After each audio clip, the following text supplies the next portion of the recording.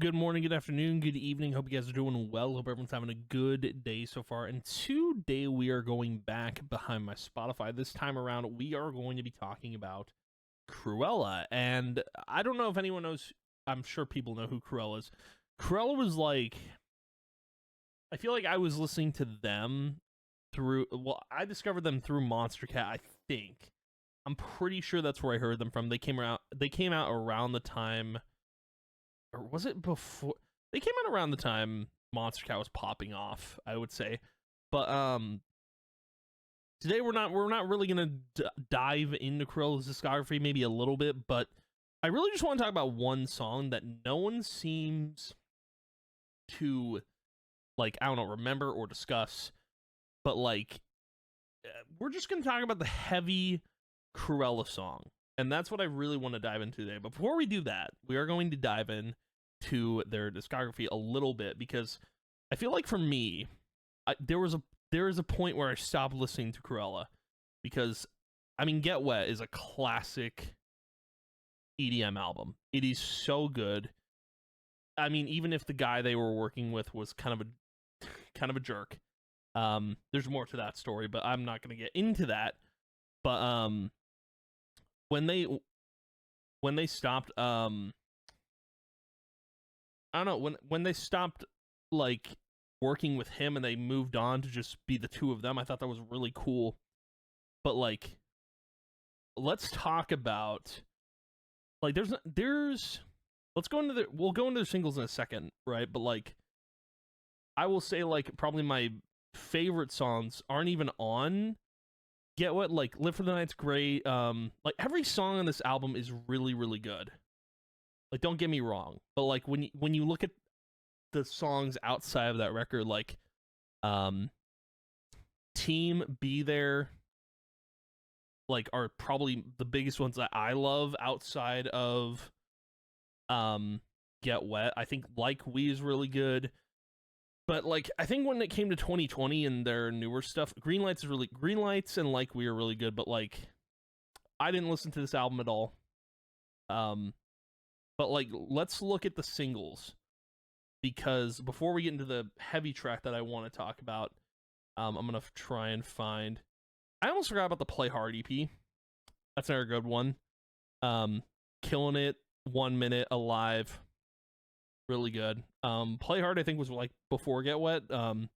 Also .exe's 1 Minute remix is so good. But let's see. So right here, this wasn't the single where they departed from the dude that was in their group, but Somewhere to Run was like the first song with was the second song with the two of them. Incredible song, just incredible.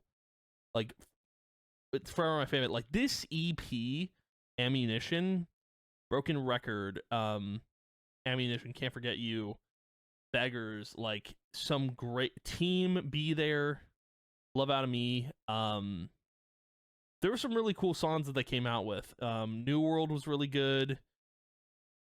Ain't That Why. I loved Ain't That Why. That's such a good song. And then Alibi, so good. Runaway, dude.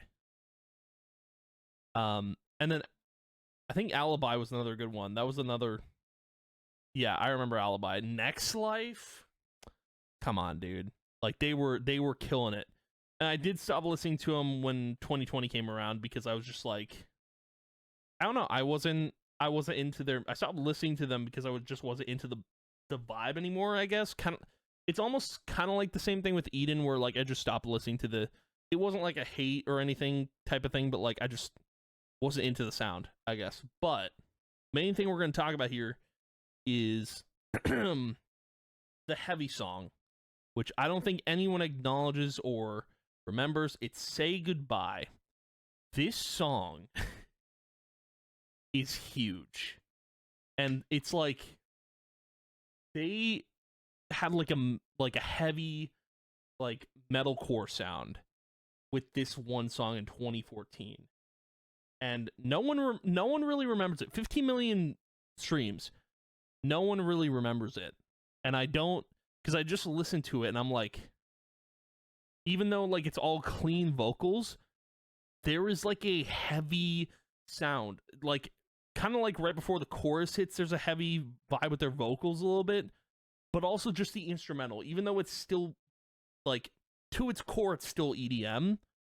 There is a heavy vibe in the instrumental. There's drums. I hear some guitars in the mix. It's like when I first heard this song back in 2014, I didn't know what to think, because I was like, where is this song going? Because I thought it was a whole new genre. I thought they were going to switch genres, not do EDM anymore. And no, they're still doing EDM. They're still doing the electronic vibe, because that's Krewella. But like when I first heard the song, man, I was like, what's going on here? I was like, because in 2014, I wasn't listening to that kind of music, because I was listening to EDM. It was EDM, basically radio music. I was listening to a bit of like pop rock, but like that was about it. I didn't start listening to heavy music until 2021. Like that, 2020 was my introduction to pop punk because of MGK. But like when I heard this, I was like, what am I listening to right now?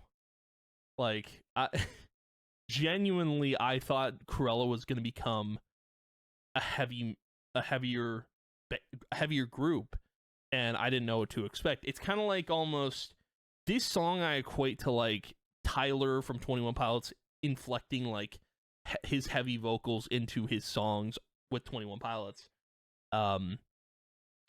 This was such an interesting song at the time to be coming out with. Like you coming out with this song in 2014 is like, oh, by the way, we're a completely different group now. Bye EDM. But no, they still kept the EDM vibe, and this song to me just seemed so out of the, like, it was their departure song from the dude that was a jerk, that was like, I believe if I remember correctly, he was like abusing alcohol or something like to that effect, and it was ruining, like, the girls weren't having it, and so they kicked him out. And I'm pretty sure that's what Say Goodbye is about, but I don't know. I have no idea.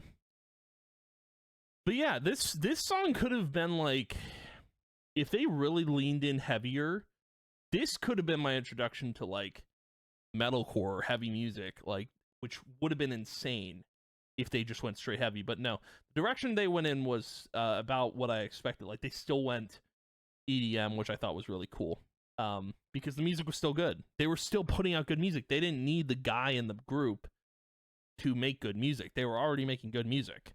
But no, it's just, this song was so interesting at the time for me, just listening to it and going, oh yeah, this is a different vibe for sure. And even the logo, dude, this looks metal, doesn't it? Like, I don't know, it kind of does.